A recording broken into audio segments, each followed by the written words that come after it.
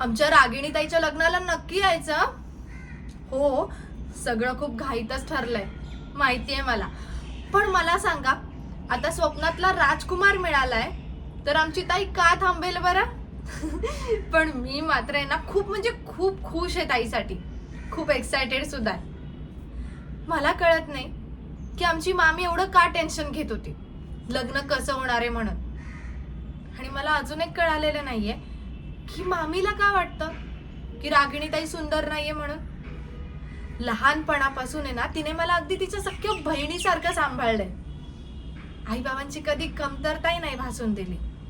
म्हणजे मी पडले धडपडले ना, तर जास्त त्रास तर आईलाच होतो.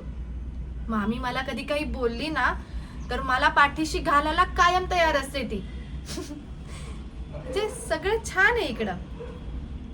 जी आत्याच्या मुलीला एवढा जीव लावतीये आणि मी मात्र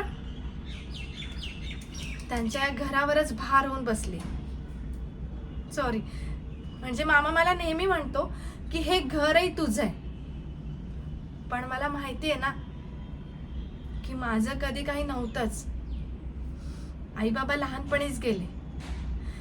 आणि मी असं ऐकलंय की बाबांचं माझ्यावर खूप प्रेम होतं. म्हणजे अगदी तळ हाताच्या फोडासारखं ते मला जपायचे. पण खरं सांगू, आटपाट नगरातल्या गोष्टी आहेत ना, तसंच मला हे सगळं माहिती.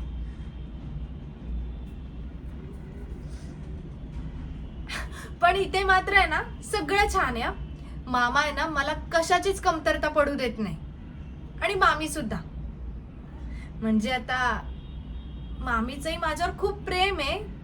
ती जीव लावते मला, पण ती दाखवत नाही.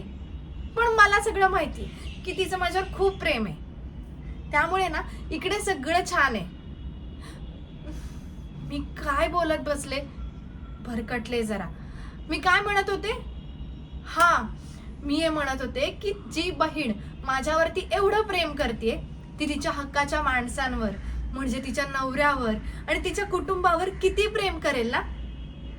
खरंच ती त्यांना ना खूप सुखी ठेवेल. सौंदर्य सौंदर्य म्हणतात, ते याच्यापेक्षा काही वेगळं आहे का? हा,